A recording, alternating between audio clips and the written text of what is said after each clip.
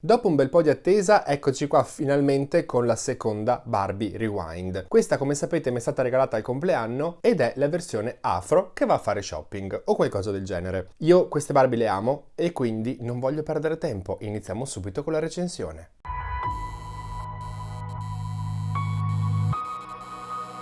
Iniziamo subito ovviamente con la sua scatola, che come vedete è bellissima, come tutte le scatole di queste Barbie Rewind. Nella parte frontale c'è l'artwork della bambola gigantesco, bellissimo, questi disegni sono davvero molto belli e occupa tutto il fronte della scatola. Nella parte centrale troviamo il logo Barbie, scritto con un font vintage e la scritta Rewind. Nell'angolino qui in alto invece c'è scritto 80s Edition, perché appunto queste bambole sono ispirate agli anni 80. Su un lato della scatola troviamo il logo Barbie, di nuovo la scritta Rewind, di nuovo il logo 80s Edition e qui in basso piccolino l'artwork della bambola. Sull'altro lato invece vediamo praticamente le stesse cose, con però in aggiunta altri dettagli tipo una borsa e un paio di occhiali, qui invece c'è una collana di perle e come vedete è stampato come se fosse il bordo di una videocassetta. Il retro è molto carino ma anche abbastanza semplice. Nella parte in alto ritroviamo il logo Barbie Rewind con anche ovviamente la scritta 80s Edition. Qui troviamo invece tutta questa parte scritta solamente purtroppo in inglese, ma vado lentamente così se volete leggerla in teoria dovreste riuscirci. Da questa parte invece troviamo l'artwork completo della nostra bambola, della bambola che abbiamo acquistato, ed è ancora più bello vederlo completo confronto a prima che era praticamente solo un mezzo busto. E invece da questa parte, appena sopra tutte le solite informazioni che non ci interessano, c'è anche l'artwork dell'altra bambola uscita assieme in questa wave, di cui ovviamente arriverà prima o dopo anche la sua recensione. Andando però ad aprire da qui la scatola, come vedete si sfila in questo modo e così possiamo vedere all'interno di questa gigantesca vetrina la bambola completamente con tutti gli accessori che arrivano ovviamente assieme a lei. Non ho capito perché ultimamente tutte le bambole in scatola guardano il cielo, ma ok, i bordini di questa parte frontale sono rosa con di nuovo il logo degli anni 80. Qui in basso invece ritroviamo il logo Barbie Rewind. Invece sul retro di questa parte della scatola vediamo disegnata tutta questa videocassetta con anche sopra stampato il logo Barbie Rewind come se fosse l'adesivo appunto di una videocassetta anni 80 e anche anni 90. Adesso però vado subito ad unboxarla perché non riesco più a vederla mentre guarda il cielo e anche perché credo che dopo tutto questo tempo in scatola avrà grossi problemi di cervicale. Quindi ci rivediamo tra un secondo. Questo è come si presenta appena uscito dal box e devo dirvi che ho già visto alcune cose che mi piacciono molto, davvero molto, e altre cose che invece mi piacciono un pochino di meno. Ma avviciniamoci. Iniziando a guardare il suo viso, vediamo che ha ovviamente la carnagione scura, una tonalità veramente molto bella che mi piace un casino. I suoi occhi sono castani, con sopra disegnate un sacco di ciglia e anche un bel ombretto lilla che troviamo sia nella palpebra superiore che in quella inferiore. Le sue sopracciglia sono completamente nere, molto definite e con una forma che mi piace tantissimo. Sulle guance indossa un pochino di blush e invece sulle labbra ha questo rossetto rosa lucido con ovviamente anche un po' i denti che si intravedono. Molto carino, mi piace il suo viso, anche se vi dico la verità che per un gusto puramente soggettivo avrei forse messo un altro mold, ma comunque è bellissima. Salendo a guardare i suoi capelli cominciamo con le cose che non mi piacciono, perché ragazzi i suoi capelli hanno una bellissima fibra, ma sono stati acconciati malissimo. Questo è il ciuffo. È praticamente tutto un pezzo di gel, però almeno, come vedete, è stato arricciato in un modo decente. La parte frontale dei capelli è raccolta in questa codina qui sopra, chiusa con questo elastico bianco. La cosa che mi piace un po' meno è questa. Come vedete da questa parte c'è il segno dove sarebbero dovuti arrivare i capelli, invece si sono fermati un pochino prima del segno della basetta e qui sono stati acconciati in modo che si vede completamente tutta questa parte. Adesso io non so se avrà senso andare a ruotare questa parte o semplicemente la esporrò con il viso girato un pochino così in modo da non vedere l'altro lato, però questa cosa trovo che in una bambola signature, perché sì questa linea è signature, sia abbastanza inaccettabile. Peccato che siano sold out e quindi non si possono cambiare. Per il resto i suoi capelli sarebbero anche molto belli, adesso così li vedete incasinati, ma vedete che sono anche lunghissimi. Da ricci le arrivano fino sotto al sedere. Ed effettivamente è un riccio piuttosto incasinato, ma che secondo me, anche solamente andando a modellarli un pochino con le dita, potrebbero diventare veramente quasi perfetti.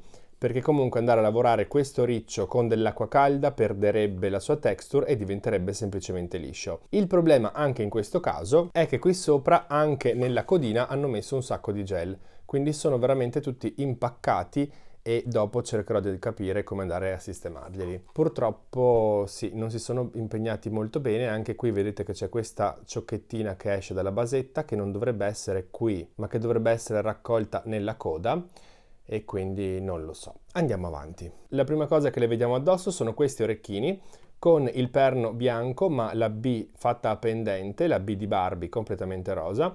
Carini, entrambi ovviamente uguali, e scendendo ancora un pochino vediamo questa gigantesca collana, fatta completamente di finte perle bianche, ma è tutta un pezzo unico. Come vedete non sono diverse collane, è proprio un pezzo unico. Come mi è stato detto anche nei commenti sotto uno scorso video, non si capisce perché nelle bambole Signature Mattel metta solamente una collana se la mette, e invece tipo nelle extra ne mette 200.000. Qui diciamo che 2 collanine invece che questo pezzo unico sarebbero state molto meglio. Il suo vestito è anch'esso un pezzo unico, ma devo dire che mi piace tantissimo, è lavorato molto bene, anche nella sua semplicità, ma direi di partire guardando per prima cosa la parte superiore, dove vediamo che ha questo scollo a V, le maniche lunghe con le spalline a sbuffo, a palloncino, fatto con tutto questo tessuto nero con disegnate sopra queste perle, dei diamanti e anche delle B di vari colori, ovviamente B di Barbie. Qui in vita, proprio dove inizia la gonna, c'è questo nastrino fucsia che riprende un po' le B di Barbie stampate qui e là. E poi possiamo vedere la sua gonna, che come vedete è abbastanza corta, realizzata con lo stesso tessuto, dove adesso probabilmente riuscirete a notare meglio tutti i dettagli disegnati, i vari diamanti a cuoricino, le varie B eccetera. Per fortuna è stato realizzato l'orlo e poi sotto abbiamo 2 strati di tulle fucsia, molto semplici ma che fanno in modo che la gonna rimanga con questo volume e non diventi piatta, e in più devo dire che mi piace un sacco vedere questa parte fucsia che fuoriesce proprio dal sotto della sua gonna. Sulle gambe indossa dei collant viola che sono carini, devo dire che mi piacciono, il tessuto è molto buono, molto morbido, peccato che come vedete non siano stati realizzati molto aderenti, sono leggermente morbidi, non si nota tantissimo perché comunque se la guardiamo da davanti e andiamo a tirarli un pochino in su si nota comunque poco, però mi dispiace perché se li avessero fatti leggermente più aderenti sarebbero stati davvero perfetti. Le sue scarpe sono semplicissime, sono le stesse identiche scarpe dell'altra Barbie Rewind che abbiamo già visto e sono anche le classiche scarpe di Barbie anni 80 e 90. In questo caso completamente bianche, semplicissime, ma visto che mi danno tutte queste vintage vibes, mi piacciono tantissimo. In questo caso più che semplici sono abbastanza iconiche. L'ultima cosa che indossa è questo anello a forma di cuoricino rosa, un cuoricino con delle sfaccettature come se fosse un diamantino, solo che essendo rosa secondo me si capisce molto poco, e mi piace perché è stato proprio piantato nella sua mano, infatti fuoriesce praticamente dal palmo, proprio come si faceva con le Barbie di una volta. E questi anelli sono anche molto più resistenti perché non si sfilano se non andiamo noi a tirarli. Anche con lei, come con tutte le bambole di questa linea Rewind, arriva lo stand fatto a forma di audiocassetta con tutti questi decori molto carini. Qui davanti anche il nastro dell'audiocassetta stampato proprio nella plastica. L'asta è completamente trasparente e anche il gancio. Ma andiamo subito a vedere anche le altre cose che arrivano con lei perché sono abbastanza. Devo dire che di accessori ne hanno messi. Troviamo questa borsa gigantesca, completamente fucsia, con qui davanti questo cuore nero con tutti i pois bianchi e in mezzo la B di Barbie, e questo si può anche aprire, e direi per fortuna perché all'interno ci possiamo mettere questo cappello che è la seconda cosa che arriva assieme a lei. Un cappello completamente bianco, di plastica semirigida, con disegnata questa striscia fucsia da una parte e dall'altra invece è stata applicata questa strisciolina di nastro fucsia.